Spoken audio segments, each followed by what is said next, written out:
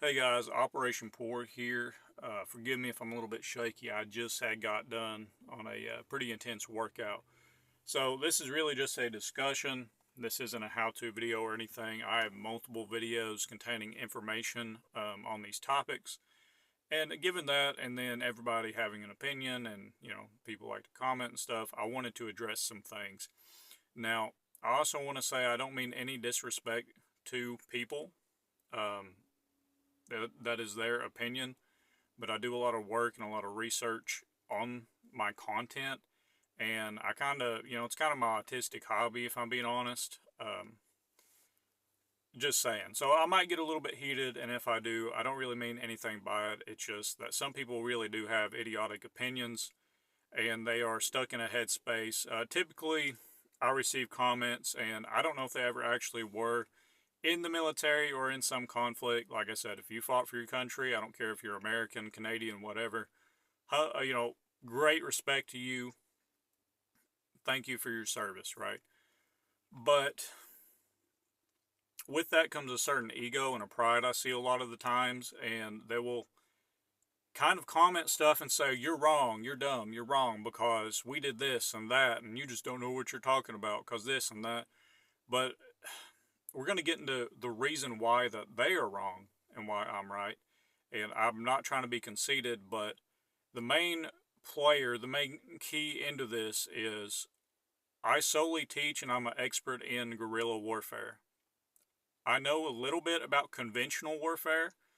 However, that's not my cup of tea. I'm a civilian now. So learning about how civilians can fight a superior force is way more beneficial to me and to most of the viewers of my channel versus learning how to soldier, learning how to a basic, ground infantry versus basic ground infantry and stuff like that on the battlefield. I'm not an army commander, I'm not an army general, okay? And even though I was in the military, that doesn't mean my focus can't shift and evolve and I can get better. Because I'll be honest, if you want to be a good guerrilla fighter, you essentially have to be something like a Green Beret-esque soldier. You can't be a basic soldier and be a good guerrilla fighter. You have to have smarts, you have to have intelligence, you have to be good at everything. You have to be good at the comm systems, your weapon systems, you have to be knowledgeable about your enemy, what they got, you have to be knowledgeable about tactics. We're not talking about a single person, a single commander, or a platoon sergeant, platoon leader, company commander, battalion XO, and all that crap. We're not talking about any of that. You don't have any of that. To be a good prepared citizen in the event of a foreign invasion, like you're actually going on an all-out war, a guerrilla war, you have to be good at every single soldiering task and then some. That's why the best thing that I can compare being a good guerrilla fighter to is special operations, specifically Green Berets. Now, why Green Berets? Because Green Berets' sole purpose is to infiltrate the country undetected and then teach the local populace guerrilla warfare slash asymmetric warfare technique. Asymmetric warfare meaning a underdog essentially going up against a more conventional force. What that means is think of a local populace taking on a government agency essentially. Something that is so superior that nobody thinks that they can win, but somehow the guerrillas win every time. Now, I want us to learn from history here. I'm not on the sides of certain groups, obviously. I'm an American, I love America. But look at the Taliban. The Taliban whooped our ass using guerrilla warfare techniques. They would hide AKs under the robes, go around the corner of a building, climb up on the roof, spray and pray, baby, spray and pray. Take out 3 or 4, and you might take him out, but he got 3 or 4 of your Joes. Trained professional soldiers getting killed by civilians. We've seen it for hundreds of years now. Hundreds of years now. That is what guerrilla warfare is, and that's what I teach. So, we're going to go over some things, and there's tons more that is completely different in guerrilla warfare versus conventional warfare. And hopefully, you can understand this, because I get a lot of comments that say that I'm wrong on certain things, even though I am an expert in guerrilla warfare and asymmetric warfare in specific. And like I said, I'm not necessarily trying to be prideful. That's kind of what I do. I stay at home dad right now. All I do is research this stuff. So it's pretty much my full-time job is this. And even though I don't really make money from it, I enjoy doing it. So combining hundreds of hours of videos and study and ebooks and all this, I think I know a little bit, just a little bit of what I'm talking about. So anyways, not trying to boast or anything, but moving past that, I see a lot of people, specifically GWAT era veterans, that just shit on basically everything I say. And it's because they're going with a soldier mindset, a basic soldier mindset, a basic infantryman, truck driver, cook, tanker, whatever you were. They're going in with that mindset, but they don't realize they don't have the logistical support of a whole U.S. government or a whole government behind them. They don't have not even just beans and bullets or ammunition, but the comms equipment. They're not going to have electricity probably. This and that, this and that. I mean, if you're anything in the preparedness community, you understand this. But it seems like a lot of veterans seem to, especially the GWAT era veterans, just don't really understand this, or they understand it, they just don't care about it. They don't really see the necessity of having good logistical support, and they don't really see these guerrilla tactics as being effective because they're still thinking they're going to be fighting in a platoon-size element with all of the fancy toys that a standing government has to offer. But that is not the case at all. And that's why I do get in arguments with people in the comments, because a lot of the stuff that you study and learn as a basic soldier does not apply, and it does not work in a guerrilla warfare sense. If you watch my videos, you are more than likely a civilian or some kind of police officer, like local city cop. I have a few of those that watch, and they love my content because I'm really like down to earth, and I really push it out there like, hey, this is just how it is. If it kicked off, this is what you need to do. I'm really straight to the point on that, right? So moving on from that, here are some things that are completely different. And like I said, the list goes on and on and on. And I have to generalize in my videos because I don't know about you in your specific area. That's why a lot of mine are kind of vague, and I intentionally make some things I say vague, because fighting in the desert is completely different than fighting in Vietnam in the jungle. I don't know. America is so vast, the world is so vast in terrain and temperament and all that, that I can't logically say something and say it's a fact if you live in a completely different area.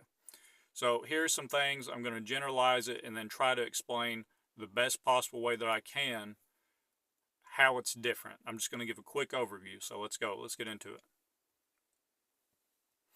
So the first thing that actually led me to record this audio, make this video, was my land navigation discussion video. And I had somebody, I don't know if he was actually trolling in the comments or if he really meant what he said, but he got down there and he was saying I had no idea what I was talking about. You have to use grid coordinates and stuff, and I need to just hush, and I don't, just essentially calling me idiotic. But this is kind of the point I was making with land navigation. In guerrilla warfare, you essentially have where your base of operations is. For most people, it's their house, their hometown. You have a radius of like 10 to 20 miles that you're going to be fighting out of, and you're never going to go out of that. Let's say there's tanks in the street. You're never going out of that 10 or 20 mile radius of your city unless something goes absolutely bat crap, like you're getting nuked or something like that. Like something, they are bombing your location, all the buildings are blowing up, you have to evac out of there, and that is like worst case. But any kind of advancement in your territory can be denied essentially with good defensive techniques. How this ties into land navigation is, instead of using grid coordinates and stuff like that, just say, hey, squad A is at the Dollar General. They're going through everything, seeing what was looted, seeing what we can use for our operations. Squad B is at the River Fork, setting up an ambush for potential assaulting, boats and stuff like that. Squad C is patrolling, a roaming patrol around the city perimeter. They're using this road, and this road, and Squad D is on Charcoal Mountain by Old Man Willie's house, setting up a radio relay point. See, doing that and saying that is so much easier because the local populace knows all those areas by heart. They can effectively communicate and utilize their knowledge to... See, the local populace, everybody knows where the famous Old Man Willie's is. Everybody knows where the river is and the big fork is in the river because there's a lot of kayaking in that area.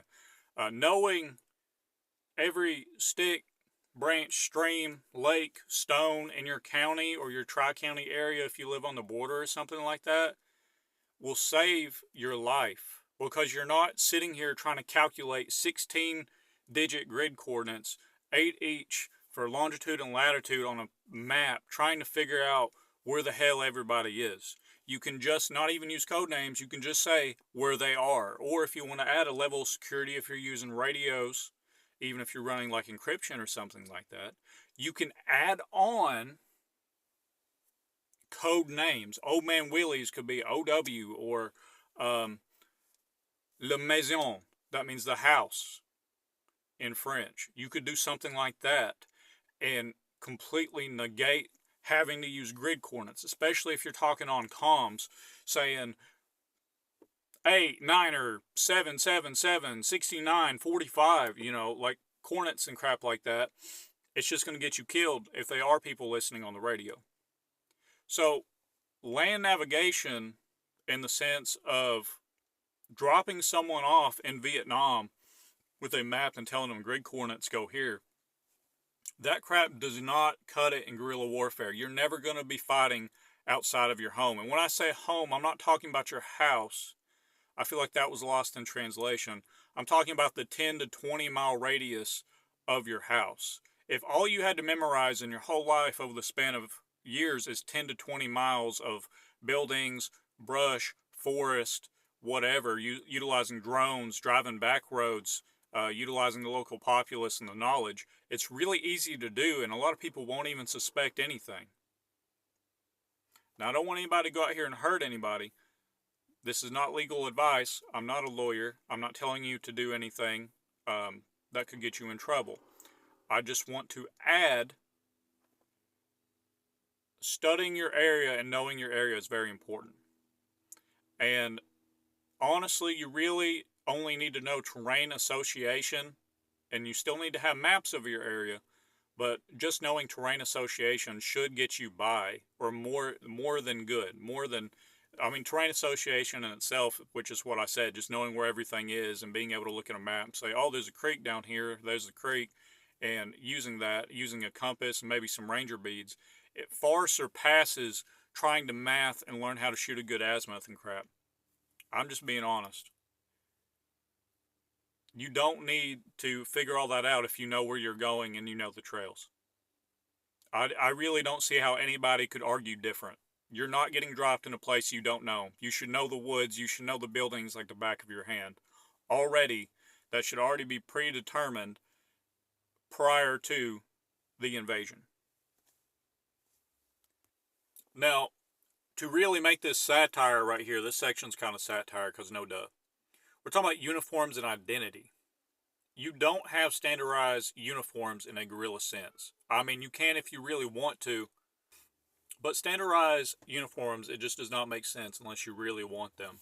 You can have one dude wearing woodland, one dude wearing tiger stripe, one dude wearing a ghillie suit, as long as you know who they are. Now, would I recommend standardized? Well, that's getting into militia territory, and I do not promote militia activity for legal reasons. However, without rule of law or something like that, maybe having something that is standardized would be good, like an armband or something. It just depends on what you're doing. However, you can fight in a tuxedo. It doesn't matter. You can be a guerrilla fighter and wear anything. Think of the Taliban and the robes. They just wore regular robes with AKs and bombs and crap underneath the robes. You could not tell if they were a fighter or a civilian most of the time. And that's what I want to hit off of. If you tried doing that as a conventional army, let's say the U.S. Army went out and it wasn't special ops, it was just the average infantry and they were dressed like civilians in business suits and crap, or in just realtree camo instead of their standard issue combat uniforms, then they're going to probably get NJP'd, Article 15, court-martialed, all the whole military UCMJ schlong, and they might even end up in like international, like federal prison or something because of the Geneva Act. See, here's the thing, guys. Guerrilla warfare, guerrillas do not concern themselves with rules of war. They don't give a shit. My apologies. They don't give a crap about the Geneva Convention. That's why when I make my videos, I do not care about the Geneva Convention. It doesn't matter to me, because if a scenario like that ever happened, all that goes out the window. I mean, if there's tanks in the street or something absolutely crazy like that, I highly doubt they're going to be making arrests. I'm just saying. So a good little quote here is, the guerrilla uniform is invisibility. If you're spotted, you're not fighting a battle, you're surviving an ambush. Exactly. So another thing I hit off earlier, logistics and supply. With conventional war, remember, that's government bodies fighting one another. Government supplied from somewhere. You have essentially endless supply chains. You got vehicles, fuel, organized resupply, beans and bullets. You got food, you got equipment to cook the food, combat kitchens is what they call them in the Army, MREs. You're good. You don't have to worry about any of that because the military is supplying that. The government is supplying that to you. As a guerrilla, you are self-sufficient and you're decentralized. The supplies come from the locals or from yourself, from your stockpiles, from scavenging, black markets, or captured materials. You have to have a supply of ammunition that you bought prior to the invasion. Preparedness, guys, prior to the invasion, to even be able to fight.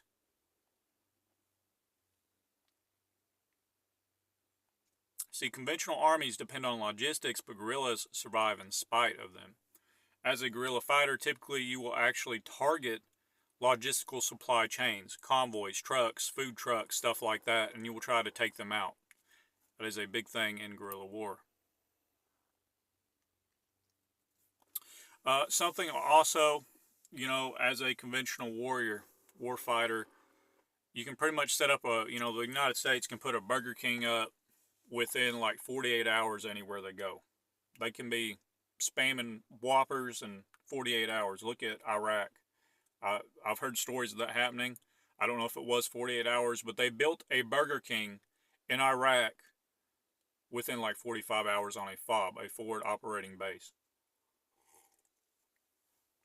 Do you think a bunch of hicks, or wherever you live, a bunch of city boys, can just build a Burger King with supplies and crap like that, have it running, and then pay the employees? No, that's literally impossible.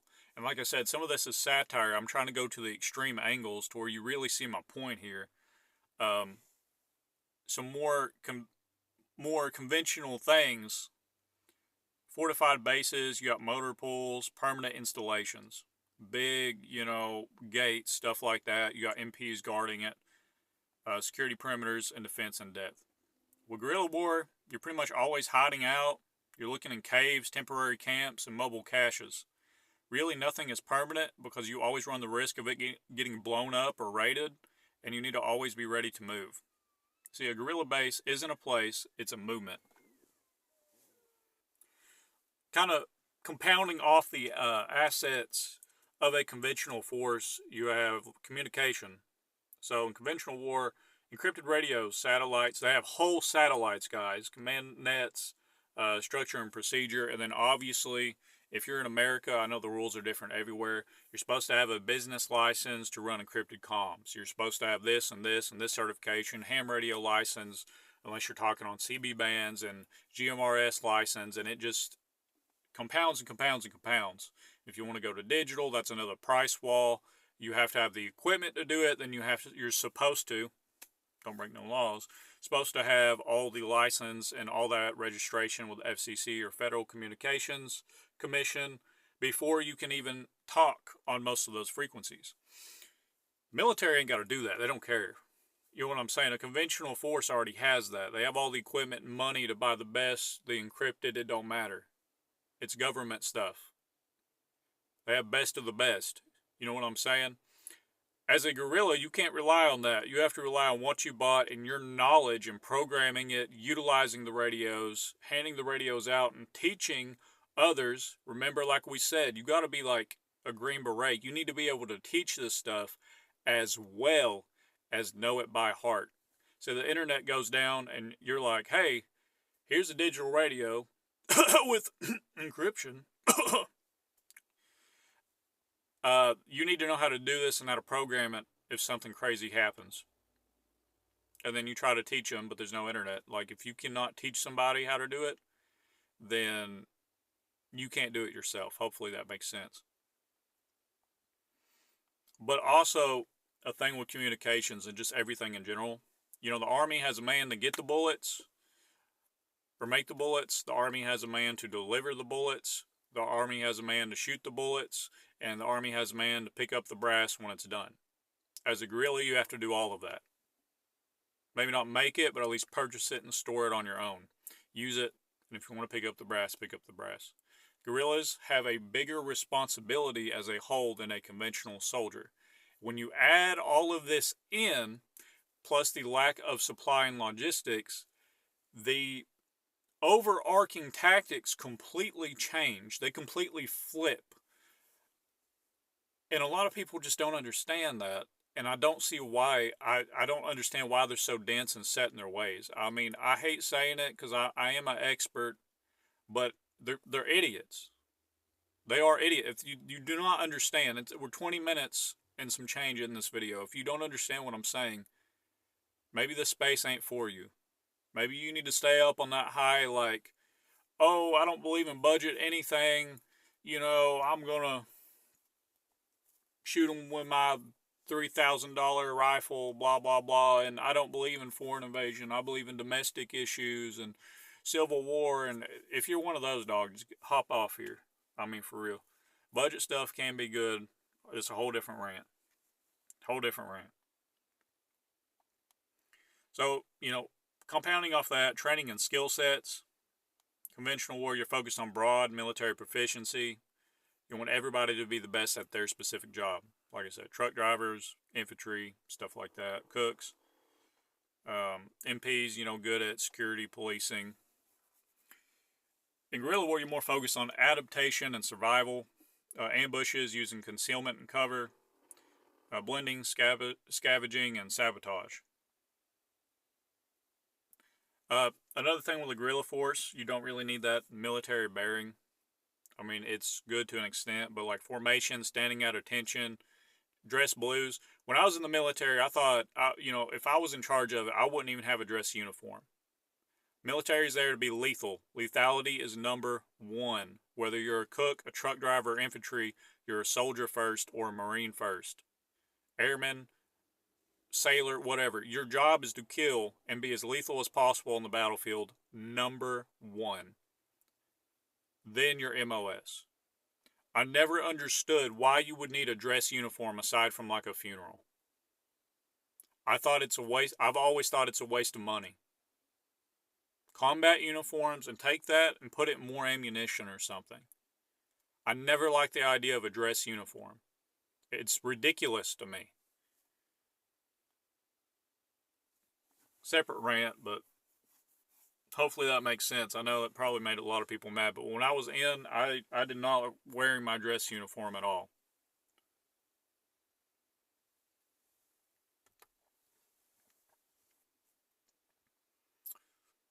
So guerrillas, they don't need to master parade, you know, ground drills or vehicle formations. They need to melt in the terrain. They need to speak for the trees, like the Lorax. Think of it that way.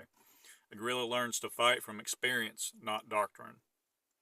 And you can take a lot of doctrine from the military, a lot of good books and reading, but you have to adapt that. Everything that you learn from a conventional manual or even most special forces manuals, you have to take it and then adapt it to unconventional, asymmetric, or guerrilla warfare. That's all kind of, they're all synonyms. They're all kind of the same right there.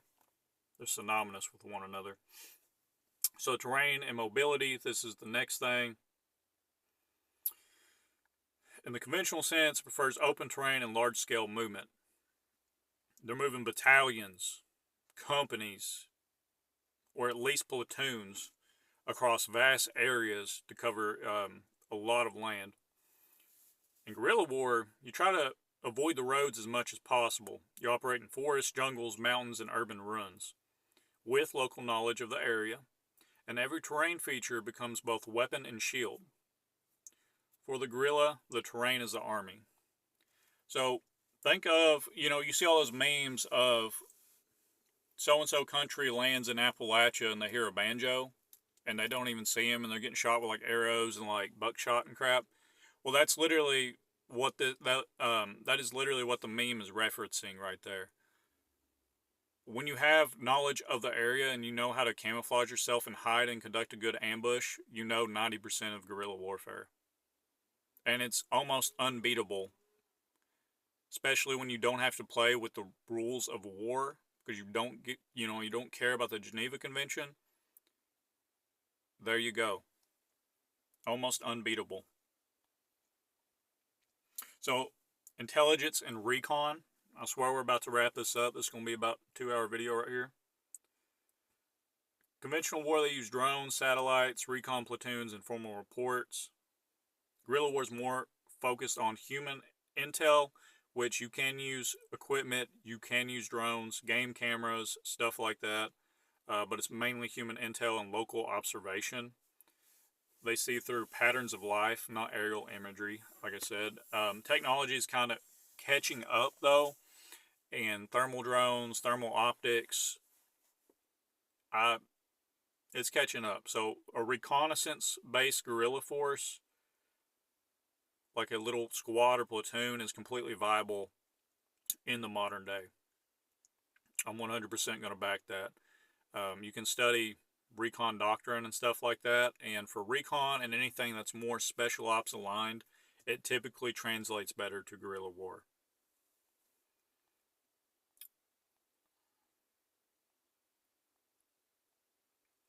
So the engagement style, like I said, conventional seeks decisive battles and clear victories. Guerrilla war avoids direct fights, uses ambushes, sabotages propaganda,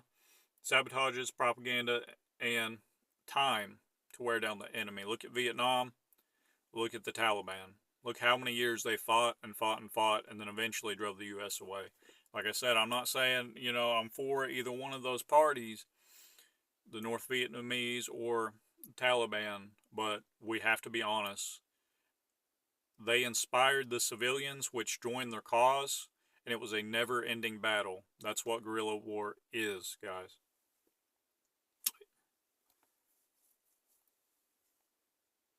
Moving from that, civilian relations.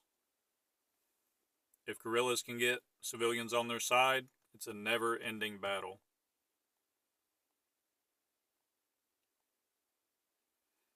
The timeline.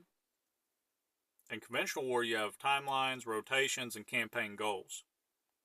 Guerrilla war, it's indefinite, it's generational. If you start fighting from like invaders, your grandchildren could be fighting the same invaders down the line. That's kind of crazy, but it happens all the time. It's not about speed, it's about endurance. So guerrilla warfare isn't the art of fighting without rules, it's the art of surviving without structure. The professional soldier fights for his country, the guerrilla fights from it. And that difference changes everything. Alright guys, hopefully you enjoyed this. Let me know your thoughts down below. I was really trying to hold myself back. I wanted to just get on here and start cussing a lot, but I've been reading my Bible a lot more, and that is just not how to do things. So hopefully you understand that. I still think that the people that argue with a lot of things I say in my videos, they either don't understand the concept, or something was lost in translation, or maybe they're just idiots. There's probably a great deal of people that make those comments disagreeing or saying that I don't know what I'm talking about. They probably don't watch the whole video.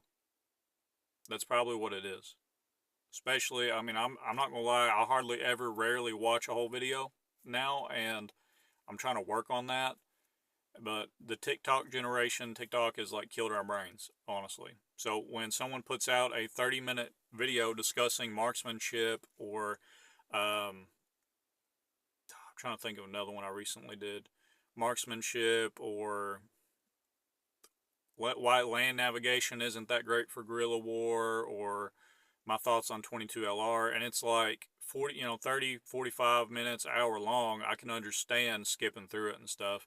But also, if you're going to leave a mean comment, at least watch the whole video, because a lot of the comments I get that are more hate-filled, or I guess trolling comments, I've addressed specifically what they said in the video. And those I don't even really reply to a lot, because I'm like, bro, it's right here. I already answered your question.